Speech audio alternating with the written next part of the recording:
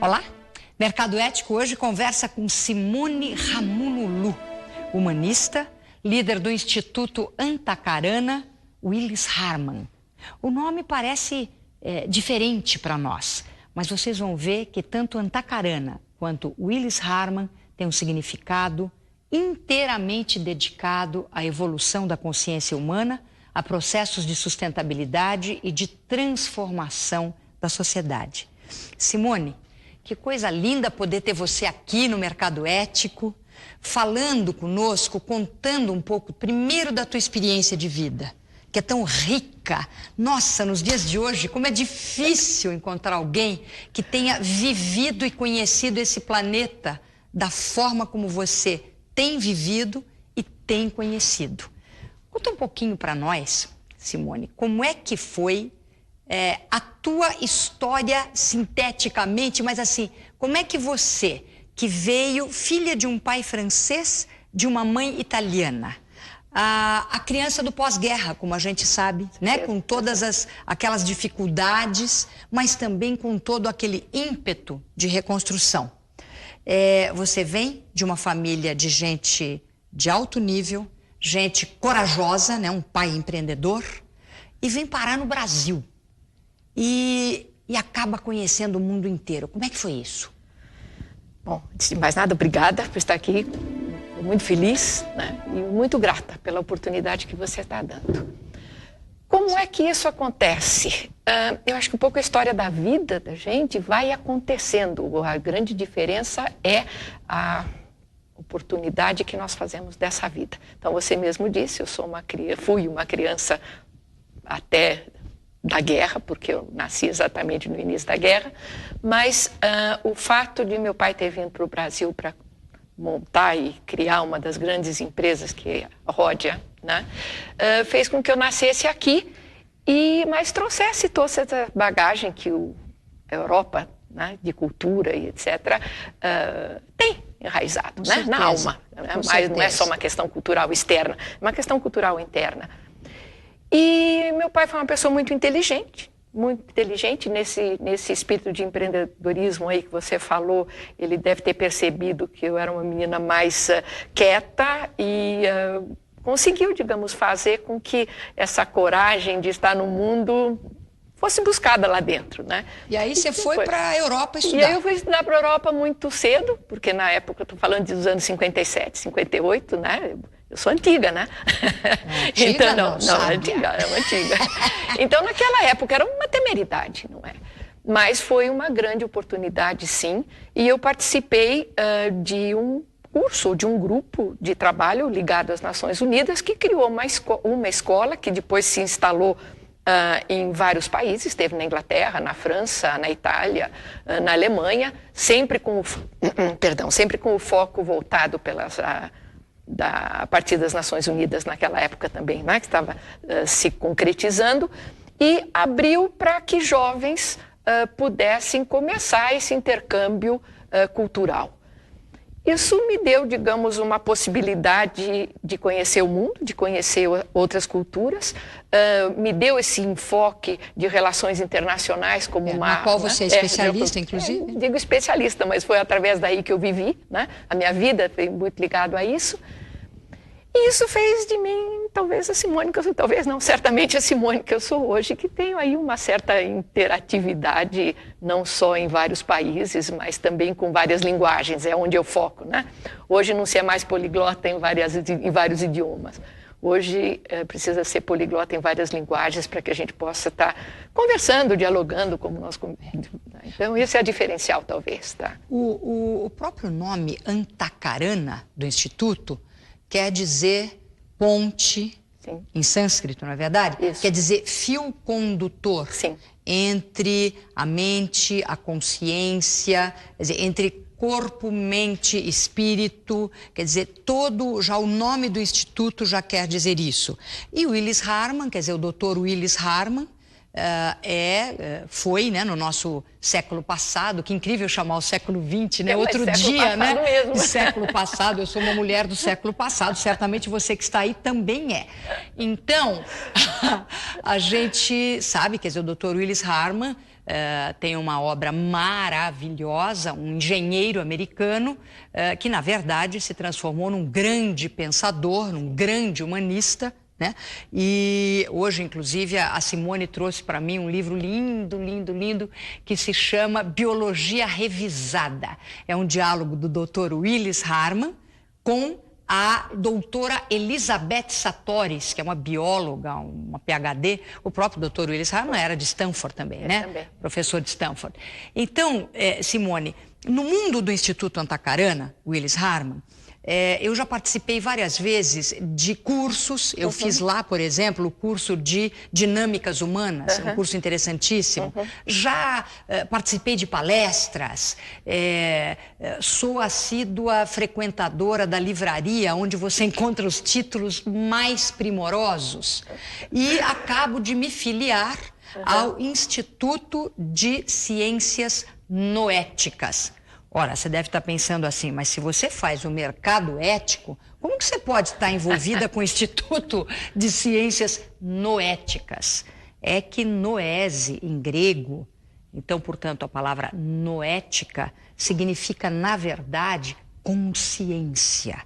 A capacidade nossa de perceber, de compreender e também de transformar.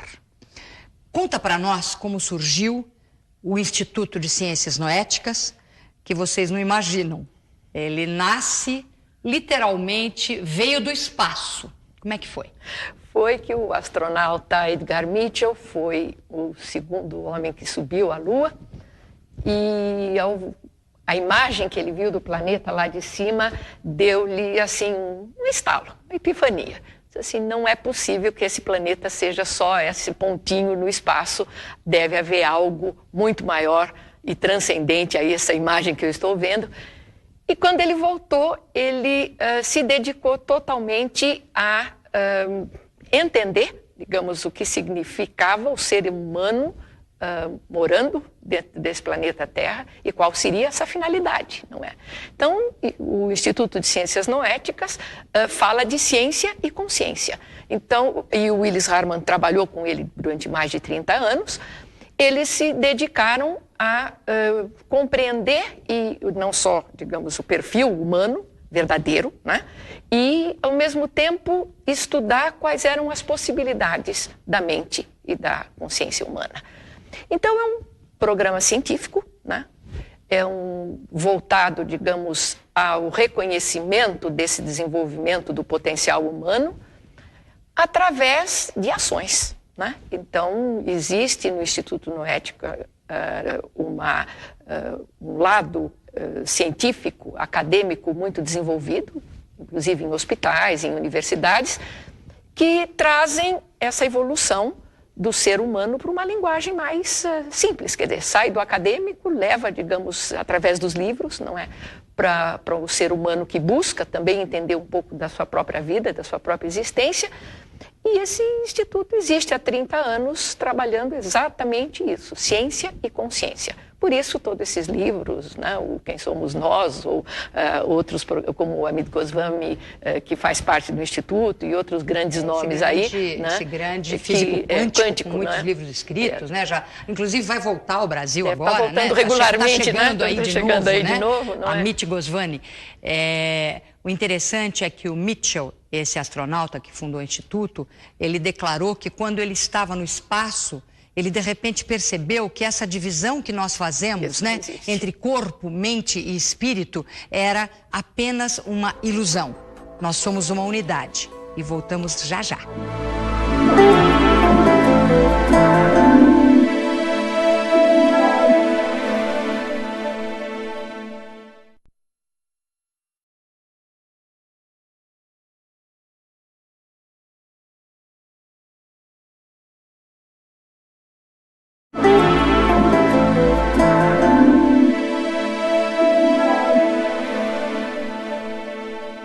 Mercado Ético hoje tem o prazer de aprender com Simone Ramunulu, que é presidente do Instituto Antacarana, Willis Harman.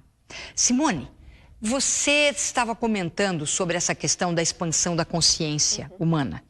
E foi lá, justamente dentro do Instituto Antacarana, quando eu fiz o curso de Dinâmicas Humanas, que depois, lendo o livro Dinâmicas Humanas, eu aprendi que o único limite para a potencialidade humana é o modelo mental a que todos nós estamos circunscritos. O dia que a gente percebe que a realidade é meramente uma projeção do nosso modelinho, uma moldurazinha na qual estamos aí inseridos e engessados, a coisa muda, porque a gente percebe que esse gesso se derrete em 2 minutos. Dentro do Instituto Antacarana, a gente falou do Instituto de Ciências Noéticas, né, voltadas à expansão da consciência. Nós falamos, agora vamos falar um pouquinho do Clube de Budapeste, porque são 4 grandes projetos dentro do Instituto Antacarana Willis Harman. Então, o Clube de Budapeste, eu conheci, vamos dizer, a estrutura do Clube de Budapeste e tive a felicidade de estar e conviver com alguns dos seus eminentes participantes, junto com a minha querida sócia e irmã espiritual Hazel Henderson, Sim. a criadora da plataforma Mercado Ético. Ela faz parte do Clube de Budapeste.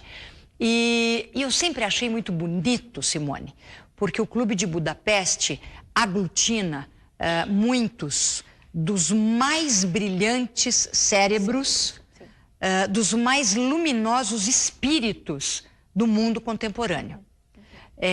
Conta um pouquinho para nós como é que funciona esse grupo voltado ao futuro.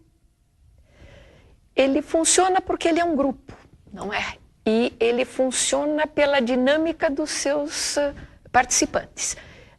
Você citou a Hazel, quem fundou o clube foi o foi o Ervin Laszlo, que também é uma pessoa de bastante projeção, um filósofo. Aliás, tem um livro dele maravilhoso, que a gente acha até que já recomendou aqui. Quero voltar a recomendar esse livro do Laszlo, que é Macrotransição, para entender o que está acontecendo com a gente, com o mundo corporativo, com o planeta como um todo, agora. Nós vamos lançar outro agora, que é sobre os registros akáshicos, né? Para nós, inclusive, entendermos melhor qual é a nossa história como ser humano aqui, né? Então, desculpa a interrupção, é que eu sou muito ignorante num monte de coisa. Por exemplo, você falou assim, nós vamos lançar um novo livro sobre registros akáshicos. O que é um registro akáshico? Veja só, o registro akáshico foi simplória, de maneira simplória, como se fosse a caixa preta nossa como ser humano, onde fica registrado no decorrer da nossa evolução a história da nossa vida.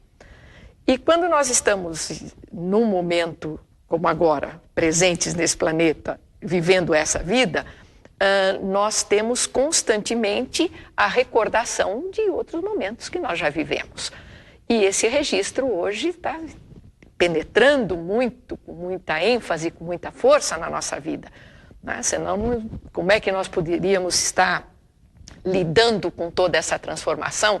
E ela nem faria sentido se nós não tivéssemos um histórico por trás disso. Inclusive, esse histórico se remete à evolução do próprio ser humano, claro, não é? Claro. Então, o grande cuidado que nós temos, justamente por esses temas serem muito amplos, é não perder o tal fio condutor, não é? Nós temos que trazer essa linguagem ampla para o dia a dia, para dar oportunidade para que o ser humano, ao tomar conhecimento de algo maior do que essa caixinha que você mencionou, né, possa fazer a sua escolha e possa, ao mesmo tempo, fazer a sua transformação e o seu crescimento de consciência. É extremamente importante nós entendermos o nosso papel como seres humanos dentro dessa evolução, né? E é nisso que nós nos focamos. Só que naquela casa a gente traz isso com uma linguagem, eu falei em linguagem no início, à altura da pessoa que vem buscar o conhecimento. Nós adequamos, né, como se fossem grandes transformadores, né? Isso. A gente transforma isso numa linguagem mais simples, vai buscar dentro da pessoa aquilo que ela tem de melhor e aquilo que muitas vezes ela nem percebe que ela está buscando, e ao nutrir isso, né, nós fazemos a expansão de consciência. E eu quero aqui que você me permita, quando nós falamos em consciência, tem a ver com conhecimento, tem a ver com compreensão, porque a primeira abordagem que nós temos quando se fala em consciência é dar aquele vínculo simplesmente religioso e espiritual.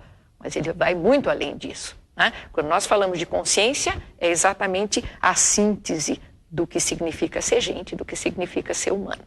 Claro, então precisa dar essa compreensão maior, senão nós ficamos dentro de uma outra caixinha ainda, e aí a gente percebe que nós somos todos constantemente cercados e cerceados por essa caixa. O simples fato da gente confundir consciência com seita, isso, né? Dito, já mostra a limitação. Nós estamos do verdadeiro sentido da consciência humana. Mas você estava falando, Simone, do Clube de Budapeste. E comentando, quer dizer, como é que é esse grupo, como é que é o trabalho desse grupo voltado à transformação do futuro.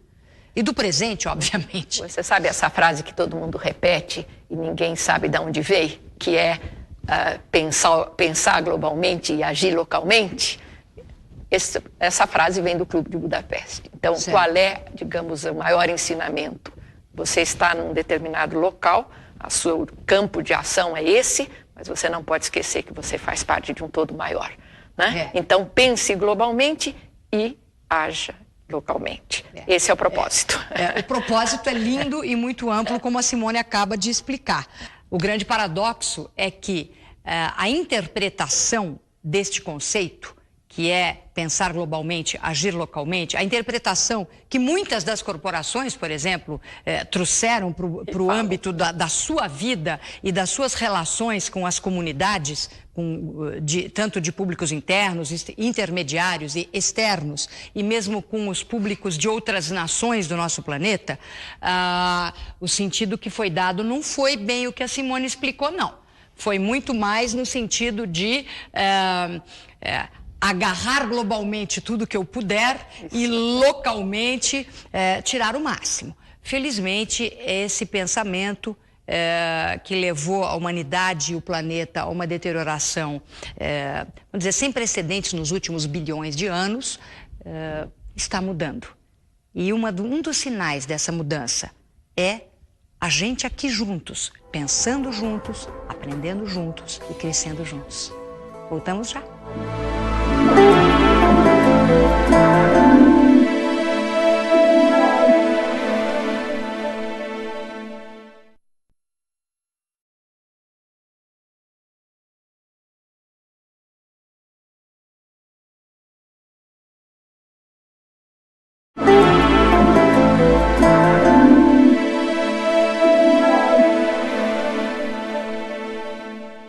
Mercado Ético hoje está tendo um verdadeiro deleite. A companhia de Simone Ramunulu, que é a líder do Instituto Antacarana Willis Harman. Simone, a gente já falou de dois dos grandes projetos do Instituto Antacarana Willis Harman. O Instituto de Ciências Noéticas e o Clube de Budapeste. Mas tem mais dois muito importantes, na verdade. Então, um deles é a World Business Academy, né? Academia Mundial de Negócios. Neste caso, essa academia realmente, ela congrega muito mais o mundo empresarial. Quer dizer, nós estamos falando de líderes empresariais que têm um compromisso com processos de transformação positiva. Como é que hoje funciona a World Business Academy no mundo e no nosso país? Ela funciona levando para dentro das organizações algumas ferramentas, se eu posso usar a palavra, ou algumas metodologias que ajudem na mudança da mentalidade do setor empresarial. Primeiro pela responsabilidade, tanto que tem lá uma frase importante, responsabilidade pelo todo. Então, a World Business Academy trabalha através do empresário, né, que tem geralmente um projeto de vida amplo, porque a empresa dele tem que dar certo, e mostrar para esse empresário que ele tem uma responsabilidade com as pessoas que trabalham ali, né, que é a responsabilidade social depois como decodificação do processo. Ele tem a responsabilidade por tudo aquilo que ele faz, ele tem a responsabilidade das consequências e ele tem a responsabilidade também por aquilo que ele deixou de fazer. Então, é um projeto e é um programa através dos líderes empresariais para que eles entendam como o mundo pode estar sendo ajudado nessa mudança através da ação adequada, positiva, proativa, né, do empresário que comanda uma organização. Agora, Simone, eu como líder empresarial, eu quero participar da World Business Academy. Como é que eu faço? existe uma inscrição, não é? No próprio Instituto Antacarana? Nós temos isso aqui no Instituto Antacarana, a sede é na Califórnia. Quando o Willis Harman fundou essa academia, ela tinha uma conotação acadêmica, porque eles começaram em Stanford estudar o que estaria acontecendo nesse século. Você falou de século passado, né? Essa mudança de século exigiria uma mudança de mentalidade. Né? Então, essa mudança de mentalidade vem da mudança da compreensão e do entendimento desse processo de transformação. Por isso que ele se tem o nome de academia, porque no começo foi simplesmente um estudo. Hoje nós estamos trabalhando ativamente com ações concretas, né, objetivas dentro da empresa, para quebrar o tal do modelo mental, que todo mundo fala, mas nós temos as ferramentas. Nós trabalhamos dentro das organizações resgatando o potencial humano, não é? Porque a empresa sem o ser humano não é nada. Claro. Né? Então, ela é o ser humano, a empresa é o ser humano que a compõe. Claro. Mas isso não foi dito e nem percebido durante um certo período. Né? E isso é um resgate de extrema importância.